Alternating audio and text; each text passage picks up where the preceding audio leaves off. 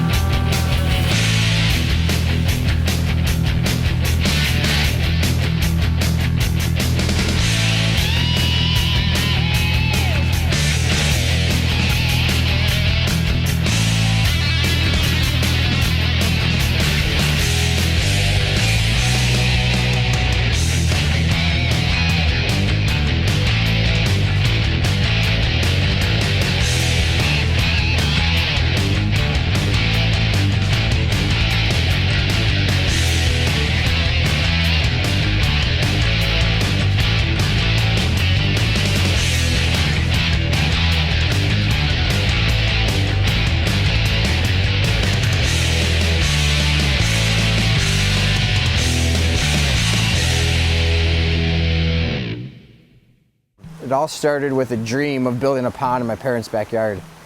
My buddy and I would go fishing every single day. We would go and catch these goldfish, catch these bass, catch these bluegill and stuff out of a local pond, and had the dreams of, hey, one day let's fish out of our own backyard. Well, my dad went out of town for about 2 weeks. Came back and I had dug a 20 by 30 foot hole in the side yard about 2.5 feet deep. And it didn't really look like a hole, it was more like a meteor had hit the ground and dirt had just fallen all over the place. So then he was stuck with trying to figure out how do we keep water in here, how do we make it look nice and everything else. And we battled with that thing for about 3 years, going through different filters, going through the different cycles of your pond being crystal clear for a week, then turning green, then turning black, then smelling, then fish dying. And when the fish were dead is when you knew you had to clean it. Heard about this company, this young guy that was out building ponds and building these eco-friendly ponds, crystal clear, low maintenance. And so we called up Aquascape's Greg Whitstock, and my dad and I picked Greg Whitstock's brain for about 3 hours. Greg told us we need to put rock and gravel in the pond, and he sold us some prototype filters. It was incredible. I finally had exactly what I wanted. I think I was right around 17, 18 years old. I was out in the yard, probably should have been working someplace, but wasn't. Didn't have a job at the time, but was spending most of my free time goofing around with my pond. And it was my mom who put the phone to my head, dialed the number, and said, talk to this guy, get a job. I'm not leaving here until you set up an interview with Aquascapes. I signed up because I wanted to work outside. I loved being outside, I loved creating things, I loved landscaping, I loved all that kind of stuff, and my background was my own yard, so not a whole lot, but had a passion for it, and I think that's probably why they hired me. I started working just after they launched their first mail order catalog, and they needed somebody in the warehouse. The warehouse kid that was there didn't work out, so Brian, hey, you're gonna be working in the warehouse. Being my first day at the job, I sure wasn't gonna complain about it too much. Well, my days in the warehouse went from 1 day to 2 days to a month to 2 months, and it was driving me absolutely insane.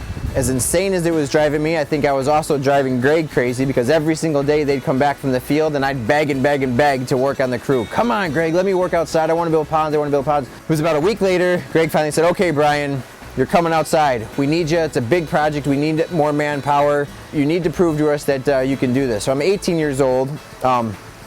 Hadn't done a ton of physical labor, but sure wasn't going to be the guy that quit. To this day, I still think it was the hardest job we've ever done, and I'm convinced that Greg wanted to kill me. I was not allowed to build waterfalls. Brian, just bring us rock. And so all day long, I ran up and down that hill. In that time, I also forgot that sunblock was a necessary part of the day too. And I remember finishing the day and Ed and Greg just kind of staring at me, thinking, wow, that's a different shade of red I've ever seen before in my entire life. I was pretty sunburned. From that day on, I'd been outside ever since. I've been working with Aquascape since 1995, and the passion of having my backyard pond in my yard has now really gone to everybody else's until today.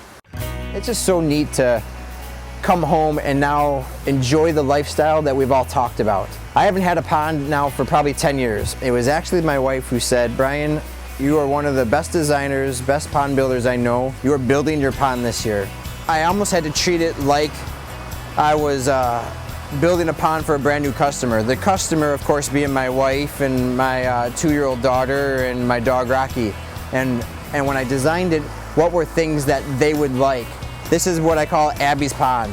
This is the place where Abby comes, plays in rock and gravel. She's got her waterfall. She's got her little tiny shovels, she's got her beach balls, she's got her buckets. She brings her good friend Lucy down here, and the two of them will sit down here for hours.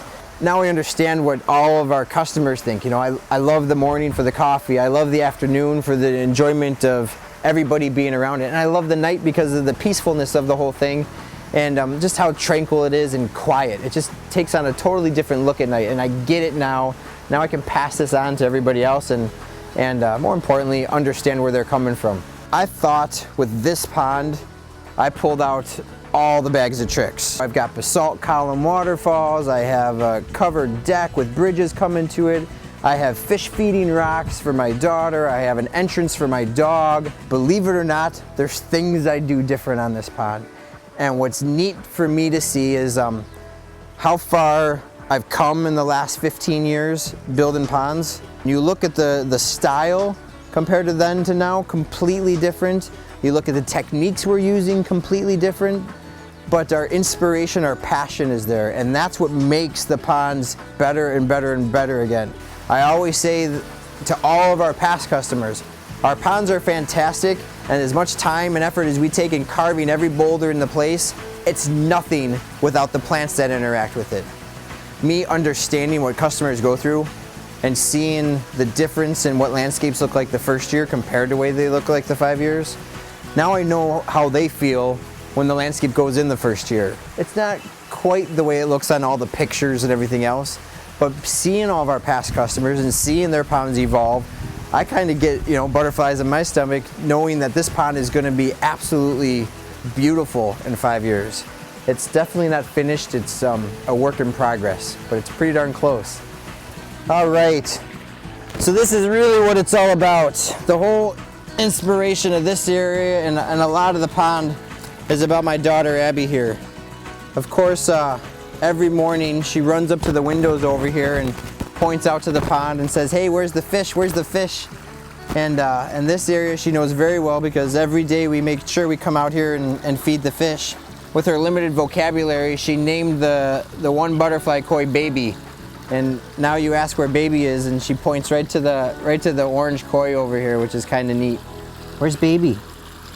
Yeah. Where's Baby? Right there. Ha